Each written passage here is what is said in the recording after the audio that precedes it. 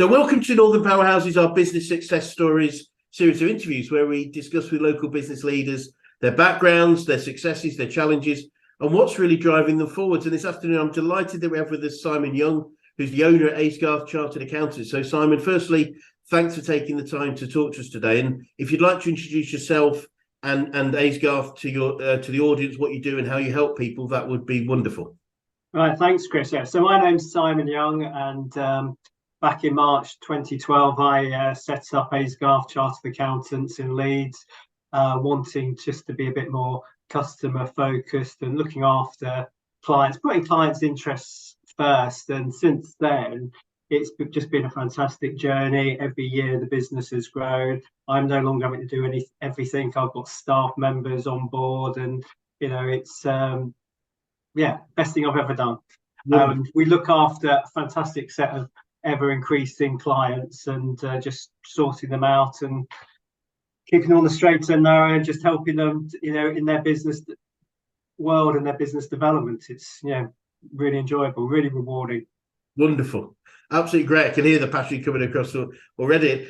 Maybe if we talk a little bit about your background first, Simon, how you got into business and why this particular one for you.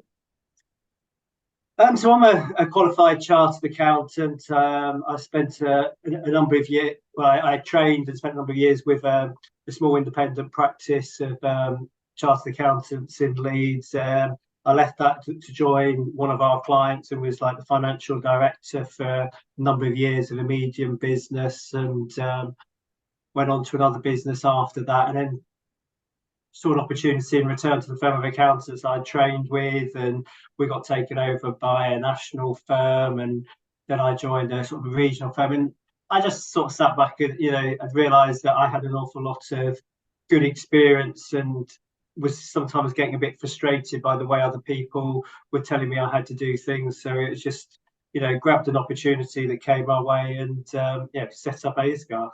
Brilliant. And when you're growing up, was this the sort of thing you saw yourself doing, or did you have other planned for yourself? Telling one of my brothers, I said, when I start applying for accountancy jobs, I've got desperate. I had no set idea of what I wanted to do. Could have been anything from, I don't know, Prime Minister to Archbishop of Canterbury, who knows? But instead of chartered accountants in Leeds. So yes, but it's probably a lot more rewarding and more interesting. Brilliant.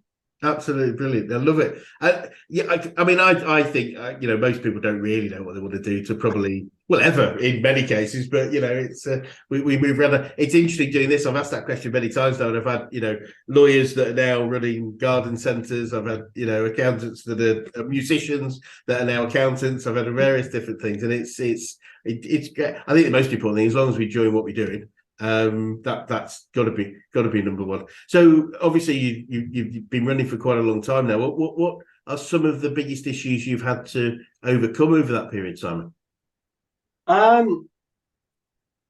Personally, with my own business, probably the biggest issue is that as the business has grown, I can't do everything. Yes. And I can't say that I've necessarily got that right, and I frequently tell new members of staff that I'm the problem with the business because there's only one of me, and I'm not allowed to clone myself. So it's, but you've got to bring people on, you've got to develop them, and and get them developing as individuals, and then they can hopefully provide some of the services to our clients in a way that our clients have been used to. Brilliant. It feels from talking to you already that you do things a bit differently from an average accountant. Would that be true? Is that you? Yes, I mean it's. I just hear so many sort of horror stories that people have told me about their previous accountants, and at the end of the day, it's we're professionals, and it really is. You're supposed to be putting the client's interests first, and doing what's right for them, and things like that. So, and yeah, just his horror stories of where accountants, because they're only used to a particular thing, that's the way they do things, or you pick up a tax computation, tax return that another accountant's done, and you just think, well, why haven't they included X, Y, and Z? You know, or why have they chosen this batch scheme and not another one? Or why have they not set up as a company? Why are they still a sole trader? And you just realise that, a lot of accountants stick to what they know, what Yes. they're comfortable with, and obviously not keeping up to date and aren't actually working in the best interests of their clients. Yeah, very good point. And I noticed on your website, you sort of, one of the things you say that makes you different is no jargon. I think it says on there, and I can really get that, because I think, and I work with lots of business owners of all sizes of business. They've got really up to quite significant sizes, and they've never been financially trained, so they often don't really understand what's gone on in a meeting with their accountant. And I don't think that's a deliberate thing on the part of the accountant. It's just there's almost an expectation that if you're running a business of this size, you probably should know this stuff, and it's therefore I won't condescend to you. But and often find that it's just some simple sort of financial training is really valuable at a base level. So it's great to see that you don't, you specifically try not to use jargon that might confuse your clients. I mean, it's so important. I remember when I was sort of training, you'd often get clients who just attended a meeting with the partner and said, "Can you tell me what he said? Because I have no idea." He was really good advice, and it was all sound stuff, but they didn't understand, and they didn't feel confident enough to ask questions. Yeah. So that's why I do encourage clients, if there's anything on their mind, Right. to ask. I'd rather they ask the question than they're sat at home, worrying about something or feeling they don't understand. And yes, talking to people setting up in business for the first time, one of the hardest things is just trying to get them to understand that if they've been in pay as you earn for 5, 10, 15, 20, 30 years, suddenly being in business yourself, it's all completely different. You've got tax bill to pay in the future. So just because there's £1 left in the bank account doesn't mean they can spend it. I mean, there should be a lot more because they've got a big tax bill coming up. But, not paying any tax on the company until 9 months after the year end, or paying your self-assessment tax in January after the year end, is a long way away, especially when you're used to, getting that money at the end of June, end of July, and all the tax, national insurance deducted. What's left is yours, and no one's going to charge you for any more. Interesting. That's a really good point. I mean, that very much is a change, isn't it, for anyone that's come out of PAYE on a regular basis. Goodness. Yeah, no, that sounds absolutely brilliant. And just looking at the business in general, so what are some of the biggest learnings you've had about growing businesses, whether that's yours or the clients that you work with? Oh gosh, it's I mean, different businesses require different things. So obviously, some businesses that as they grow, they need an awful lot of finance and to fund that working capital. When you're sort of a consultant or somebody who's effectively selling their own time, then that becomes kind of less of an issue. Yeah. And so yes, if you've got a trading company that you're buying and selling things, and to grow, you need to have that finance, that resource. Yeah. And it's also, I suppose, knowing about when to delegate things. Some people want to kind of do everything themselves, and you can only get your business up to a certain size if that's what you want to do. Or it can be a complete waste of time. I remember once a client phoning me up about lunchtime and asking me a question. I can't remember what the question was now, and I gave the answer yes. And he said, "You're right, I spent all morning Googling it." And I was just thinking, what a waste of a morning. It's one of those things that I just knew, and it was like, yeah, that's right. But because he wanted to understand, he'd wasted, I don't know, 3 hours. Goodness. Amazing. But those could have been 3 hours he could have spent actually on the business.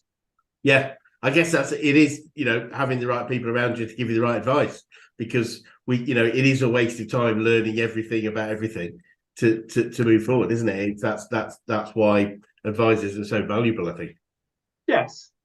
yeah, I mean, ask questions to try and get to understand. But I mean, computers, I know quite a bit, but I don't know a lot. But I know a man who does. Absolutely, absolutely. It's that quick. It's having that quickness to think. Right. Okay. I've dived deep enough and not very deep. Now get somebody else in. You know, if I can fix it quickly, fine. But if it's going to be something I need a lot of information on, let's find the right person. Bang. Oh, yeah. And I think you're aware we're a business coaching organisation, and I'm keen to know who the best coaches you've worked with, whether that's in business, sport, life in general. Simon, who are the biggest influences on you? I mean, I suppose a lot of them are friends, people who you can trust, who you can, Yeah, have an honest conversation with. You know, it's not going to go any further. Sometimes it's not quite a random person, but just somebody who you might meet at a one-off conference or whatever, and you have a yeah, conversation and they say something. Um, Sometimes, especially with perhaps teachers in the past, it's a negative, so they'll say something, you think, I'm going to prove them wrong. And, it's, I suppose that's not really what you're meaning. But yes, it's just, I suppose, finding time to,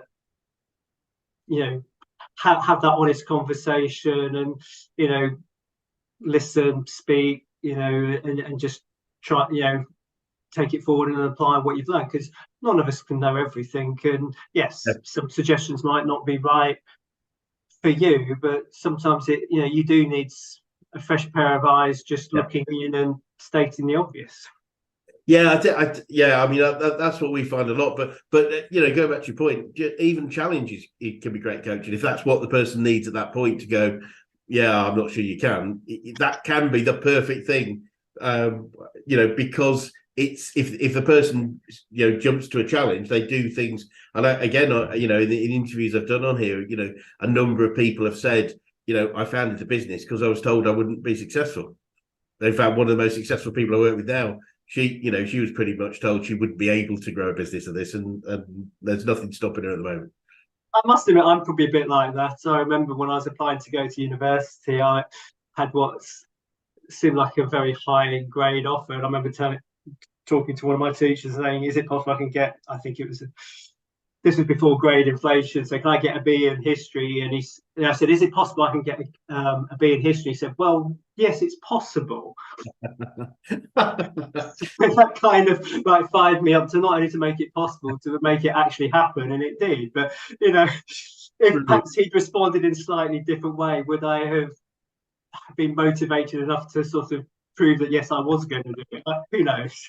Fantastic. Yeah, it's proving people wrong is quite a big driver of many people, I think. And it's tapping into, I think, going into coaching specifically, it's tapping into the drivers of an individual, because other people would take that almost as a criticism and take it negatively, if that makes sense. And It totally makes sense. I mean, I often say that one of the hardest parts of my job is to understand the client, understand what kind of motivates them and what they want out of the relationship. So yeah, yes, you have people who want to understand absolutely everything. Other people who couldn't really care less. I trust you, Simon, just do it. And hopefully most people are somewhere in the middle. But yeah, I don't know where on that list, that line, when I first meet somebody, where they are and really what do they want out of the yeah, relationship.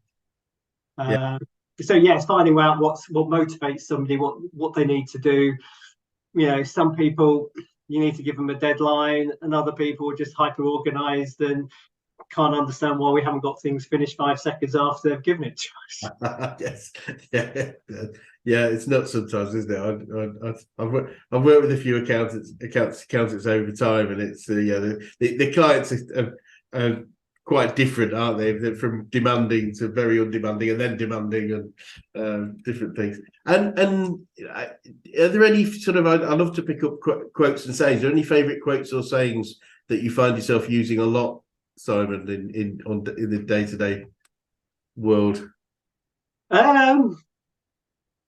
Not really. I mean, there are phrases I've said to people that I kind of do reuse them an awful lot. So I've probably already mentioned that I'll say to some, a client, there's no such thing as a stupid question, and to be in touch if they have anything in their mind, because what I don't want a client worrying about something if them phoning me up, I can perhaps give them an answer, or maybe I can just give them an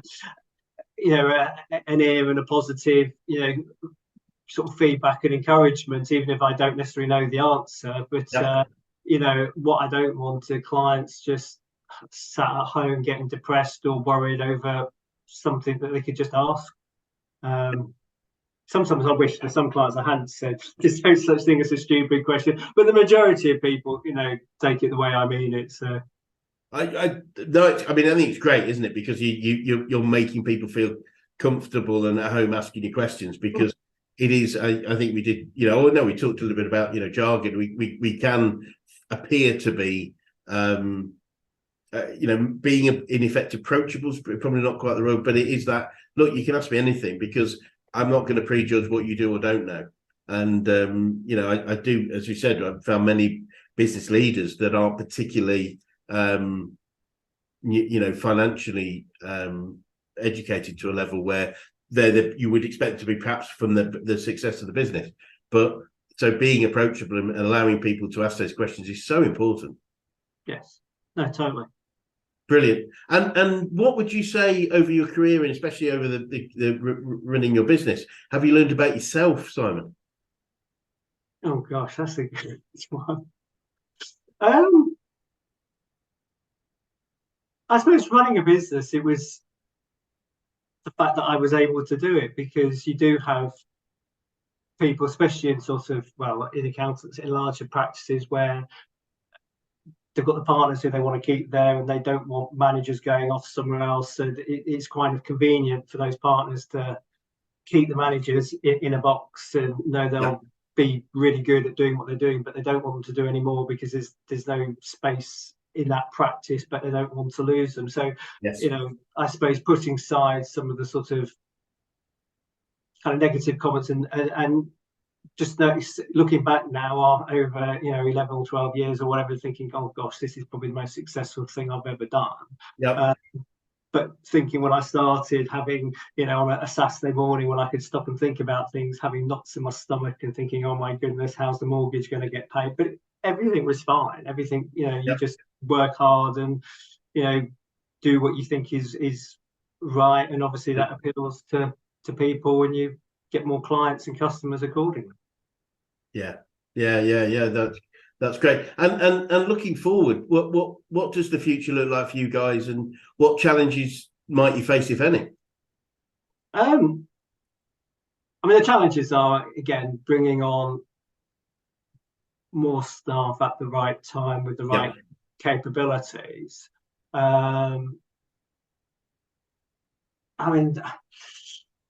I suppose challenges, sort of change in legislation and whatever else, and tax rules suddenly changing. And just trying to keep up to date, which obviously do, and keeping clients informed and everything else like that. But actually running the business, it's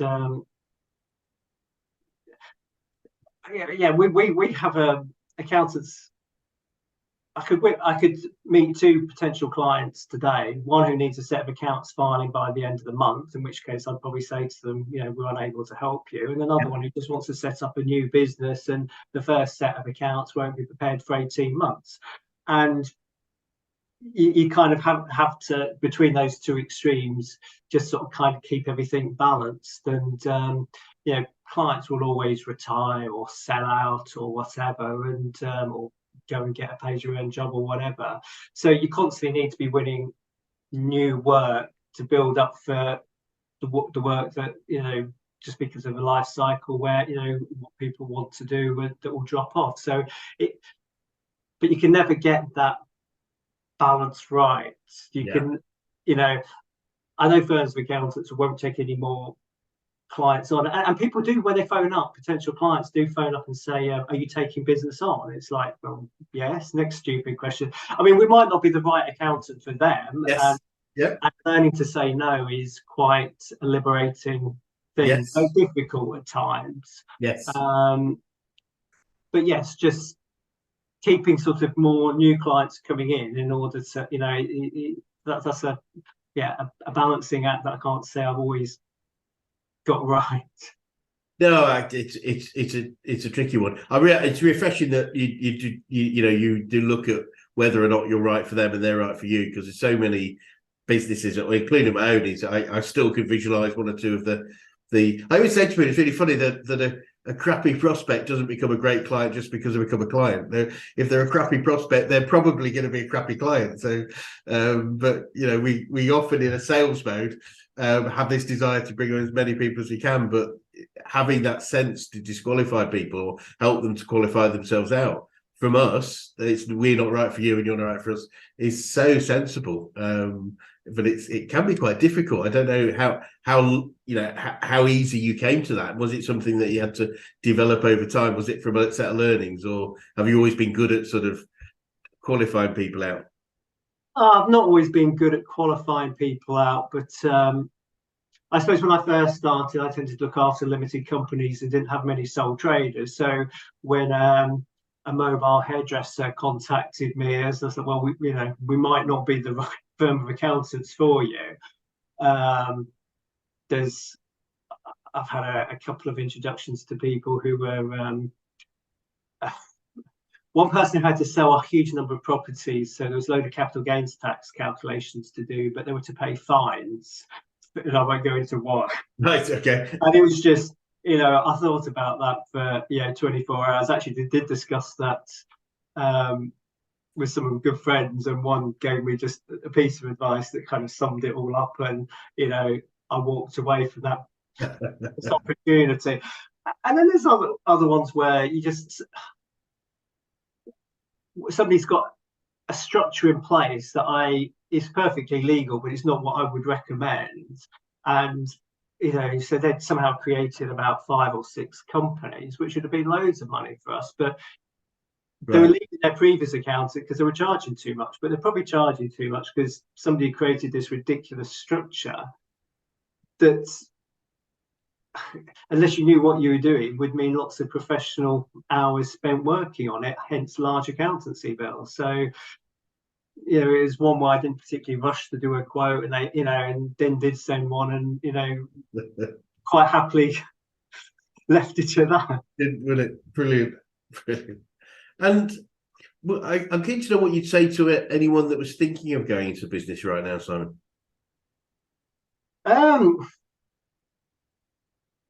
Yeah, there's never a good time or a bad time to go into business. Yes. And it depends really, what the reason is and what they're going to do. I find it easier to talk to people who are going to wholeheartedly start their new business. The individuals who keep hold of their full-time job and think they can do a new business at weekends and evenings generally don't succeed, in my opinion. Yeah. I suppose I prefer what might seem the more risky strategies. You've got to be wholehearted, and the businesses that succeed are generally the businesses that have to succeed. Yep. Yes, having a bad idea is never going to turn that into a good business, but if somebody's got a crutch, whether it's their full-time job or a wealthy parent who's going to bail them out at any point, those businesses tend not to succeed. Yep. Yes, having a wealthy parent who can invest in it can sometimes give it a fantastic start that other businesses don't have and could make it successful, but they have to jump in that deep end and start swimming, don't they? So yeah, it's not having the safety net, isn't it? It's removing the safety net. That's rings a bell. And when you've got 2 point whatever children and a mortgage and financial commitments, it's difficult, it's hard, but I just think you have to push the boat out, mixing my metaphors there, and just go for it. And you're going to have to make it successful because you need it to be successful. Yeah, absolutely. And if you started your business again, is there anything significant that you might do differently? I probably would have started it earlier. Great. Oh, great one. Love it. Yeah. It's one of those things you meet people and they say, I don't know why I didn't do this earlier and everything else like that. I suppose when I first started, I had no concept of where the business might go. it was more about giving myself a job. It wasn't building a business and building a brand, and I was never expecting to employ anybody, let alone the number of people who currently employ. So I suppose if I started again, I would, with that mindset, I would perhaps structure things a little bit differently, or have an idea in mind that somebody's going to be taking up this off my hands in a bit. But only I suppose comes with experience when you look back, isn't it? It's it's hindsight's a wonderful thing, but it's useful for learning. I think that's the thing. It's looking back for learning and see how far you've come. I think are the two things we're looking back. Yes. And finally, what would be the best advice you could give an 18-year-old you if you were able to go back in time and do so?